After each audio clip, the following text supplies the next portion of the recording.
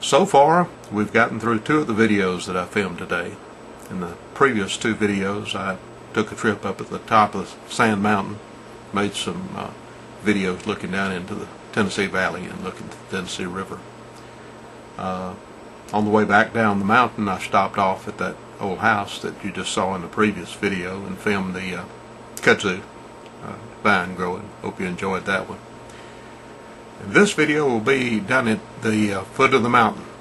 As I said earlier on the first video of these 3, our county is separated by the Tennessee River and the backwater lakes that form from the Tennessee River. And there's one bridge in this area that 2 bridges really, an old bridge and a new bridge that crosses the Tennessee River that ties the valley land into Sand Mountain. So what you'll see here is I stopped when I got down to the foot of the mountain. I was going north on Alabama 35, Highway 35. I parked on top of what's called the Bob Jones Bridge. Bob Jones was a very good representative. He's been gone for a long time now, but he was a U.S. representative for this county. And when they built this new bridge several years ago, I don't know how many, 10 years ago or longer, I guess, they named it after him. The old bridge that still stands there and takes care of 2 lanes going south or going to the mountain was called B.B. Comer Bridge, and it was named after an early Alabama governor. And that bridge was built when TVA was backing up the water, early 30s.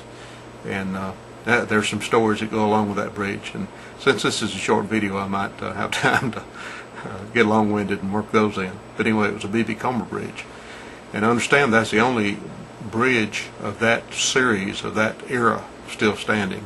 And it won't be here long. It's an old metal structure. I don't exactly know how to describe it, but some of the older bridges that were made out of metal beams, and it's deteriorated over the years. Several years ago it was hit by a barge. It's been hit more than once by barge traffic coming up and down the river. I remember one barge that hit it, and matter of fact, I and my 2 sons were in a vehicle on the bridge at that time, and it dropped one section of the bridge down about 6 inches. It wasn't a disaster, but I guess you could call it a near disaster. But anyway, this whole bridge deteriorating, needs to be replaced, narrow, and someday, we hope soon.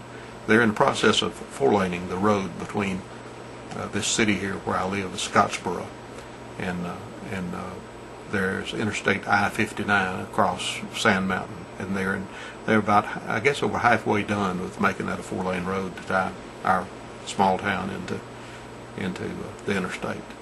And when they do that, they'll replace that old bridge with the new bridge, and we'll have 2 new bridges standing there. What I was going to tell is my dad grew up just downriver back in the early part of last century. Matter of fact, they were living on a farm down that way when TVA came in and started buying up the farmland, getting ready to back up and make the lakes when they built the dam. And he can remember the days before the bridge was built, and certainly remember the bridge being built, and the days after that. It was a toll bridge when it first opened. A lot of people around here don't realize that. The old toll gates used to stand there. The post of the concrete or rock pillars were there for a long time. I think they're gone now, but it was a toll bridge. They paid for that bridge by charging tolls to go across the river. And previous to that, we had ferries. There was a ferry right along where the bridge here. There was a Hell's Ferry.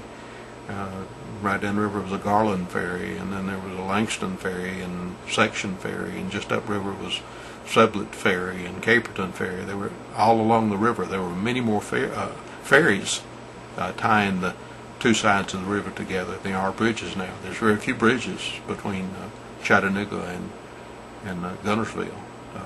One here at Scottsboro, one up north here, maybe 30 miles up.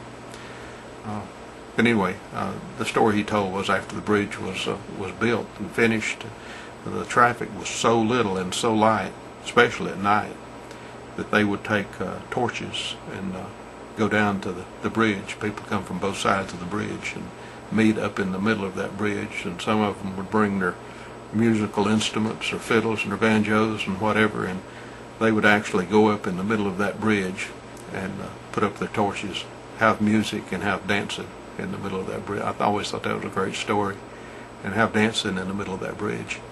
And I said, well, Dad, you know, what did you do when traffic came along? And he said, if it did, we moved aside and let them through, and sometimes they'd stop and join the party, and then we went back to our dancing. So I always thought that was a great story about B.B. Comer Bridge in northeastern Alabama. Anyway, like I said, I stopped on the top of Bob Jones Bridge, and I'm looking northeasterly up the Tennessee River flowing down from Tennessee into Alabama. And what you'll see off to the right is Sand Mountain. There's a beautiful cove that you can't see from this. I may have to go there and make some videos of Jones Cove, but it's off to the right, a beautiful, pristine cove. Just a beautiful area called Jones Cove off to the right.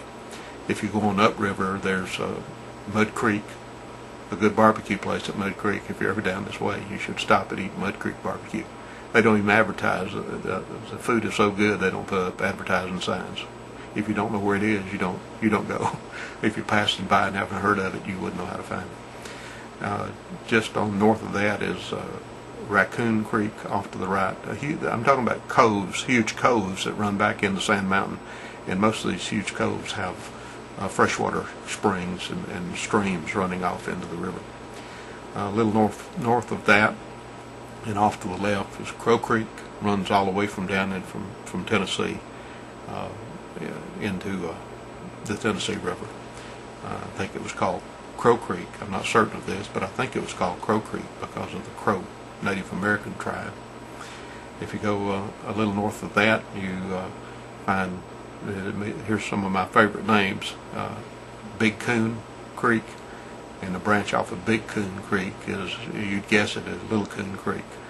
And my family came and settled in some of the headwaters of Big Coon Creek back in the early 1800s, a cove back in there that was named for my last family name. It's still there, and I've got to get some videos of that and tell you a little bit about that cove and my ancestors that settled back in there while there were still Cherokee Indians in this area. Beautiful area.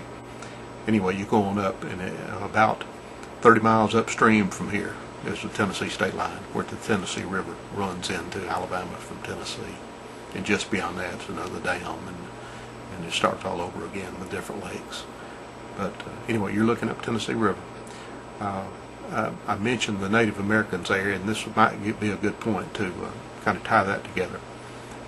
The river has always been first off, it was a huge transportation lane in the early days for settlers, and then later on for transportation and getting crops out to ports and such as that.